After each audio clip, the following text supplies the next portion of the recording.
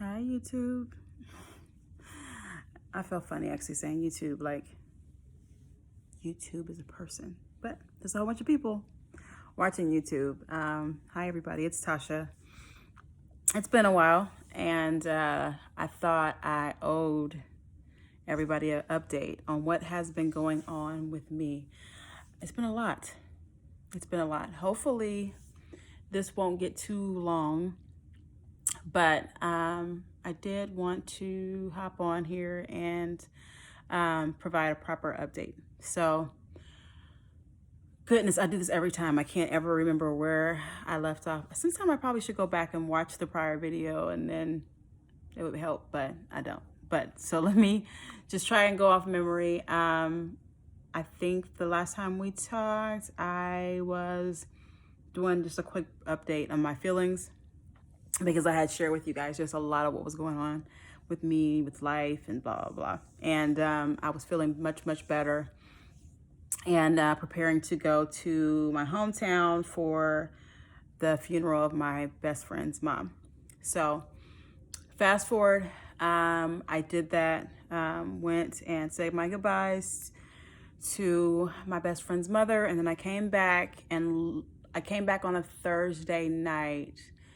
By the time I got home, it was like 10 o'clock, and I had been gone for a while, and my babe was here, and you know, he was just kind of blah as far as like his attitude when I came home, and I was a little disturbed because like I haven't seen you in days, and I just didn't feel welcome home. So I was a little bugged, and then I had to go into my transfer that very next morning and just not feeling amazing, which would have been nice. But that being said, preparing for the transfer, I learned this time how to prep for this transfer. So in all the past transfers I've done, I've listened to what they told me to do. Drink all this water on your way to the clinic, and then so you can have your uterus nice and full, drink 2 bottles of water, blah blah. And I did that each time, and each time my doctor was late and I had to pee like crazy, and I was like, I'm not doing that this time. My drive to the clinic is like 45 minutes. Actually it's probably less than that, but I usually give myself 45 minutes because of traffic. And we can get some traffic around here due to COVID-19. Traffic's been pretty light, but you never know. There'll be an accident or something, and then I'll be late. So I always give myself 45 minutes to get there. So this time I didn't drink anything in the car. I drink water anyway and plenty of fluids. I had my coffee that morning, decaf, and had a bowl of cereal. And so I felt, good, and went on ahead to... I worked all morning too, and then I went to the clinic. And when I got into the parking lot, I just sat in the car until my time was my time to go in, and was listening to some podcasts and just relaxing, really. And then when I went inside, my transfer was actually at 12:30, and I had to be there at 11:45. And so when I got into the clinic and checked in and all that stuff, then I started drinking my water. And so I had. I don't know. I think I drank like half the bottle while I was sitting in there, and I was like, I'll drink the rest when I get back there because I ain't never on time. So I was just slowly drinking, watching TV, and I had peed right before I went into the clinic. Like inside the actual building the clinic is in, I went to the bathroom, and so I went to the bathroom like right before, and I'm like, they always late. It's not a big deal. So I sat in there for about 25 minutes, and so I was drinking my water for about 25 minutes, and probably a good quarter, 3/4 of the way, not a quarter, 3/4 of the way done with that bottle, and they called me back. So I got in, I did my temperature again, because I did it when I first came in, did my temperature again, and I went back into the room, and while they were prepping me, talking to me, and all that stuff, I was drinking my water. Now, keep in mind, when I went to the clinic this particular morning, I wasn't sure if my embryo had even made it because they had to unthaw it because it was frozen. And, you know, even though the percentages of the embryos not making it from thawing is low, it's still possible. So I knew there was a possibility that I might get here and there won't even be an embryo available. So I did have that in my mind as a possibility and was ready for that. She brought me a picture of the embryo and let me know the embryo thawed well, and we're ready to rock and roll. I have a picture of it. Let me see if I can find it while I'm talking to y'all. So I did not want to know the grading. I told her I don't want to know because it'll be in my mind and I just don't want to know. So she said she understood, but she said she wanted me to know that it thawed well. So there it is. And you can see it was hatching. You can see down there in the corner down there that it's hatching out. So I can tell you just from the gradings I got last time that it was still considered a good quality embryo. That's all I can tell you. And it was my day 6. So my day 6 good quality embryo is all I can tell you about the grading. So I started drinking another bottle of water when she said, "You ready to rock and roll?" I said, "My doctor's here." So she came in and she was there. She's never on time. Never. Not for a single transfer I've had. She's always been at least 15 minutes late. And so right on time, they were ready to go. And I was like, well, hopefully I drank enough water because I did not do like I've done before. But I felt fine. She was like, "How are you feeling? You feel too full?" And I'm like, "No, I'm good." She's like, "Okay." So we'll be back. And I was by myself just because you still can't have your partners there with you. And I probably would have been alone anyway because he's generally at work. So we rolled back in and they were playing music and chit-chatting with me, and the transfer went super smooth. She said my uterus did not contract whatsoever. I was so calm, so relaxed, so chill. She was like, "Your uterus is like a lovely." And so the transfer went smooth. I got to watch it as usual on the monitor, watch the flash of light, and everything felt good. They wheeled me back out. I sat in there for my 10 minutes. And then she said, "You can go pee and then get dressed or whatever if you got to go." I didn't really have to go that bad. So I went ahead and got dressed. Then I went to the bathroom because I had a long ride. And I was like, I don't want to have to stop because usually I have to stop like multiple times along the way and go before I get out the building again. I have to go to the bathroom again. But this time I made it. I got dressed. Didn't have to stop. Got in the car and I went ahead and went and got my fries.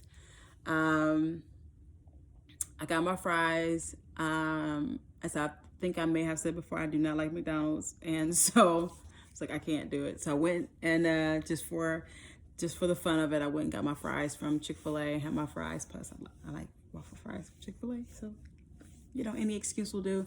And then I came home and I was relaxing. I was still working, but just laying in the bed and with my laptop off to my side and looking at it and typing in a few things. And Fridays are fairly quiet, so I was just doing some basic stuff. And a lot of it I was doing from my phone. I was laying here watching TV and just chilling. And then I went for my acupuncture appointment that afternoon. So maybe about 2.5 hours after the transfer, I went to have my acupuncture. And I had acupuncture, I had acupuncture before I left to California. So that Monday I had acupuncture. I had another acupuncture appointment that week before that Friday, before I had acupuncture as well. And then I had acupuncture the day after the transfer. And then I had acupuncture again that Monday after the transfer as well. And then I had one more acupuncture appointment like a week later. During my 2-week wait, I had another acupuncture appointment. So I was doing my acupuncture and that was all great and felt good. I laid around the day of the transfer. The next day, I laid around a lot of the day. And then I got up, was like, I need to move and, you know, keep my blood circulation going. And so I went and took I followed their instructions to the T and took a short walk just around my neighborhood. Didn't go far, and I did not walk fast whatsoever. So what they recommended is no more than 30 minutes, and you should do closer to like a mile in that 30 minutes. So in other words, I can generally do a couple of miles in 30 minutes. So I did about half of what I normally would do on a normal day when I'm not poopo. So I was just strolling basically just to get the blood flow, and then came back in the house, took a shower, and then just laid around. You know, I would make like light meals, but most of my stuff was soup. And so I was just really, you know, cooking the soup and heating it up, and then a lot of teas, just warm teas, decaffeinated teas, and I ate that pretty much for my couple weeks. So I went for my beta, and I did a home pregnancy test. What day was it? 8 days after transfer? 7 days after transfer. I did a home pregnancy test, and it was negative. So I didn't feel great going into my beta. I was like, and I thought about like maybe I should take one this morning and then see what happens. And then I said, no, what for? So I went to my beta, and I was like, I just knew it didn't work. Like, so wasn't excited or anything, but I had a lot of conversations with myself. Like, it is what it is, you know? So I go for my beta, I get my beta, and then I wait for the call. Like they said, we'll call you after lunch. And I was working that day, and I couldn't wait. So I looked in the portal, and I pulled it up, and I stared at the number, and it was a 42. It's like, I don't know how I feel about that. So she called me, and she said, your beta is a 42. I should say my normal nurse, who I have gotten so used to working with, is gone. She left the clinic, and so she's not there anymore. And so this other nurse, I don't deal with her very much, and had never really talked to her too much before this particular transfer. And so it wasn't, hey, congratulations, or I have good news. It was just like, I wanted to give you your updated number, give you your beta number. And she's like, your number is 42. And so I already knew just from her tone and the way she said it, it was like, she's like, so that's a positive. That it wasn't like, you're pregnant. It was like, you're pregnant. And so I was like, okay. And so she said, well, we want you to come back and do another beta in a couple days. And I said, okay. So she told me the appointment time for that. And I do all my appointments at 9:15. So she had me come in for that next beta. Now, I didn't even mention to my boyfriend at all that I was doing this transfer. He did go and sign paperwork for it, but he just didn't know when it was. And one of the things is that when they wanted him to do the consent, I had actually already done the transfer. Probably shouldn't say this online, but when he did his consent, I had already done the transfer, but they didn't. Basically, the way I told them is, if you look at the paperwork that I signed, he signed away the rights to the embryos to me. We're not married, so I can do what I want to do with them. So why do I have to have him sign the transfer consent? And they didn't argue it, but said it would be better if he had signature. And I said, okay, because the problem is, like I said, he's always at work, and so trying to get him to go and do anything is really difficult if it doesn't involve work. So I was telling him, you need to go and sign paperwork, and he was like, I'll get around to it. And he hadn't asked me a lot about my plans and things like that with the transfer, so we hadn't talked about it. So they went ahead and did it, and I was like, he will sign it, and he did. So he went up there one day, and he's like, you had me come all the way up here to sign this one little line. We've already said this like 800 times, and I'm like, I know that, just sign the paper. So he did.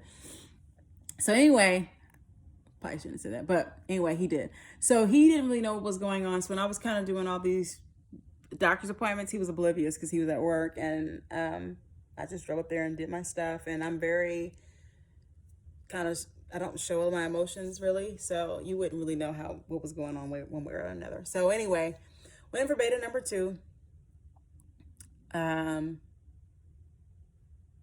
Again, the phlebotomist, the nurse, when she was doing my stuff, she was like, are you excited or how you feeling? It's second beta. And I'm like, I don't know. I really don't have any feelings. Like, I'm hopeful, but I don't want to get excited. And she's like, I understand that. So God did my second beta, came back home that day, work as usual. And I had a lot of meetings that day, I remember. And I actually forgot about the results. So I got busy that I didn't even have a chance to look at them. And so when she called me, I was on a Zoom and I was like, I'm gonna have to drop off the Zoom and then go back. So I answered the line and she let me know my new beta was an 80, beta number 2. So again, like if my first beta would have been 80, I probably would have been like, okay, that's reasonable. Still wouldn't have been excited because it's still not high. But I would have been more excited. But with my second beta being 80, I was kind of like, okay. So she said, I said, so I'm going to do another one. She said, no. My third beta would end up being on a weekend. And she said, just due to coronavirus, we're trying to limit the number of visits that you're having. So we're going to have you wait and just wait a week. And then we're going to kind of have you come in and we're going to do an ultrasound. And I was like, okay. I feel like, and this is probably me speculating, but I feel almost like they were like, she's done so many transfers, let's just let her have her ultrasound and feel good about this process for a moment because she's had many bad experiences. But that's just me and don't pay my mind any attention. So I go in for the ultrasound. I was really, really nervous about the ultrasound, and I think it was because I've had ultrasounds before with my boys, and I just didn't want to see anything that wasn't great. So I don't know. I just felt like really nervous about it. So I did the ultrasound. I didn't know what to be expecting because generally with a regular pregnancy that's not IVF, you don't have an ultrasound that early. So I just was like, I don't know what to expect. And so when they went in there, like the ultrasounds always look weird to me anyway, and I'm just not the one who can make out what's happening. And so she basically was showing me, okay, this is your gestational sac, where your gestational sac would be, your yolk sac, etc. And she was showing me, okay, this is your yolk sac, and it's early, so what we want to see on the next one is we want to see the gestational sac and yolk sac and blah, blah, blah. She's like, right now, everything looks fine. I'm like, okay, because to me, there's like nothing happened in here, but whatever. So she prints it out, she gives it to me. And she's like, I want you to come back in a week, and then we'll do another one. So I come back in a week. Now I can see what's happening on this one. I can see little circles, and she's like, yes, there they are. And so they were, she's like, it's a couple days, measuring a couple days behind, but everything looks good. She's like, so we're going to do another one in 4 days. And I was like, that fast? Yeah, we're going to do another one in 4 days.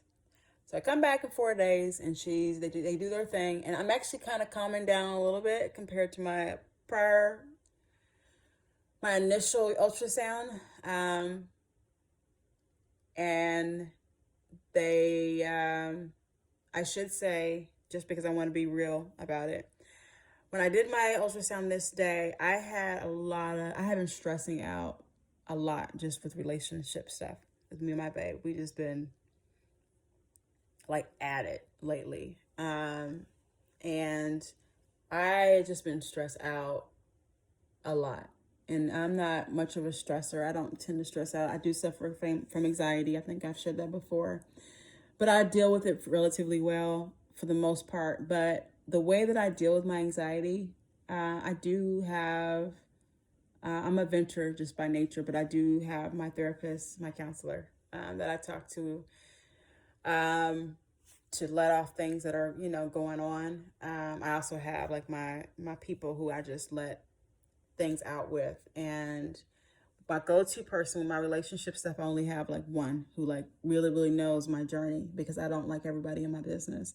And due to coronavirus, I hadn't been able to talk to this person as much as I would prefer to. And so I've just been kind of dealing. And the hardest thing with this IVF is that, like, not a lot of people knew that I've been doing it, and the only people who knew, period, that I was doing IVF were my cousin and my sister. And my sister literally just had a baby not that long ago, and she had the baby, several, like she was going through all her pregnancy stuff, like several weeks before I had my transfer, and I just didn't want to burden her with my stuff. And then my cousin, who you guys have seen on prior videos, she has a lot going on with life, and she didn't even know I did the transfer. So the only person who at this point now knew about the transfer was my babe, because I told him after I wasn't going to tell him, but we got into it, and so it came up in the midst of our argument. And that's the only reason why he even knew, because I wasn't going to tell him at all if it didn't work until I knew that I was going to move to my OBGYN. But literally, I wasn't going to even mention it, because I just didn't want him to have to go through another loss. Like, I just didn't. Like, I can handle it. So I thought in my head at the time. So I went into this transfer. I mean, not this transfer, I'm sorry, this sonogram appointment for this ultrasound. And I just didn't feel like nervous like I had, but I was kind of worried a little bit. And so when she told me that, when she did the ultrasound, she's like, essentially the embryo, the baby at this point, I guess, whatever you want to refer to it as, was measuring basically only a day more than what it had last time. So she was a little concerned, but she was like, I want you to just keep doing everything you're doing, keep changing your patches, keep taking your meds, and I'm going to have you come back. And it was that's 5 more days. So I came back, and 5 more days, and the baby hadn't progressed at all. So she's like, I was like, yeah, I get it. I already know what this is. And she's like, well, I don't want you to stop your medicine. We're going to schedule for one more ultrasound, and you're going to come back for that ultrasound. It's going to be in 4 days. And then at that point, if there hasn't been any progress, then we'll call it. And I was like, I kind of felt like, why don't we just do it now? Because I don't want to keep going through this if, essentially baby's not growing, and that's not normal. So it's not going to be good in the end, either way it goes, is what my mind is saying. So with that being said, the next day, I had returned to life, just doing my normal stuff now, not overdoing any crazy workouts or anything, but going for my walks, and but not doing like the fast-paced 5-mile walks that I normally do, but doing a couple miles at like, my half pace, and just kind of strolling and taking in the scenery. And it's hot, especially out here. It's so hot outside, so I really didn't want to do anything that was going to be having me like, and so I was out for one of my walks. And while I was out, I was actually coming back and heading to the car, and I felt this gush. I was just like, I still got to make it back to the car. And I walked to, this little trail, and I had walked to the trail. I'm like on my way back, going back to the trail. It's like a mile in and a mile back. And so mile back and this gush. And I already knew what was happening, but I'm like, I got to make it back to my car and then get in the car and drive home, because I went for a walk up the road and the neighborhood I used to live in. So driving back home, and I'm like, I already know. So when I come in the house, I had on some leggings, And I just turned on the shower and I kept my leggings on. And just took off my shoes and I got in the shower with my leggings on and my underwear and everything. And when I took them off, there you go. Just, without being graphic, just use your imagination. And I had to take the drain off so I could get everything down. And I was just like, so, I think on my way back from my walk, I just was mentally like, we know what this is and I'm going to get through it. And I came home, took my shower. I didn't have, for whatever reason, I only have one pad here. So I put that one on before I got out of the shower and got dressed and everything. And then I was like, I gotta go to Target and get some pads because I don't have any. So I did that. But I called my doctor, or my nurse, and let her know. And she's like, okay. So she gives me the things to look for. And I'm like, unfortunately, I've been through this before, so I know. And I think I was numb to it at the time. But then that night, I don't know what happened. All of a sudden, I got like this crazy pain in my back. Like it hurt so bad. I don't get menstrual cramps. So I know some women complain about cramping in their back when they're on their cycle. My best friend does. But I'm like, if this was what you guys go through, oh my God, because it hurt so bad. And I took some Tylenol PM that I got when I was at Target because I have some tramadol that she gave me and I just don't like it, so I don't use it. But I took the Tylenol PM and it was like, it's not working and I could not sleep. So like on like 2 o'clock in the morning, I got up and I found a Walgreens that was open 24 hours. And I'm like, thank God, because coronavirus has everything kind of messed up. And I went and got a heating pad and I came home, I put the heating pad on and I just cried myself to sleep. I think it took me like 2 hours to finally go to sleep. And I think I needed it just to get it out because I knew this was going to be the end of this journey for me with IVF. I think just with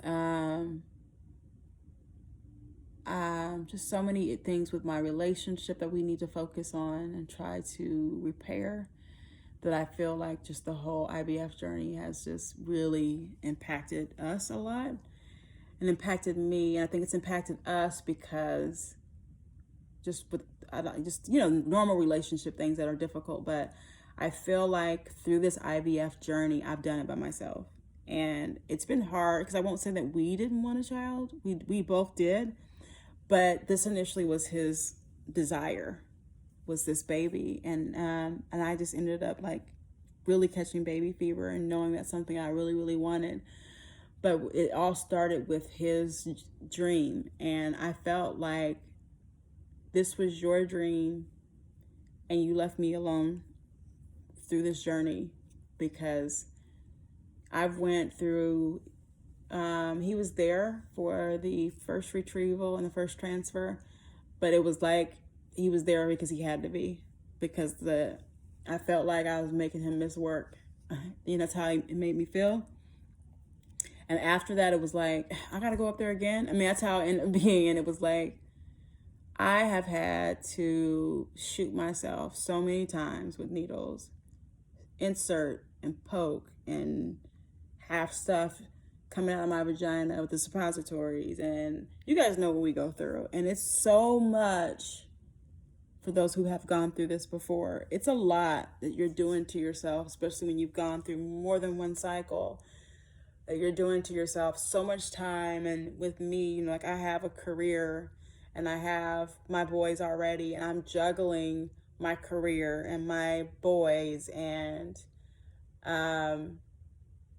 being a mommy is already a lot of work and I do that times 2 and I do a lot for him on top of that and he's rarely home. And so I am holding down the fort here and it's just, you know, cleaning up the house and making dinner, and just you do that day after day after day after day, and to feel unsupported was hard. So that is why it's over. So we'll see what happens next. But for now, I'm signing off. For now, I'm ending my IVF journey. I don't know if I'll do it again. I don't feel that way right now. But we'll see what God says in the end, just with this whole thing. And either way it goes, I'll be fine. I truly appreciate all the well wishes and the thoughts and the prayers. And I don't feel like they went void. I just feel like God said not right now. So, Tasha signing off. Be great.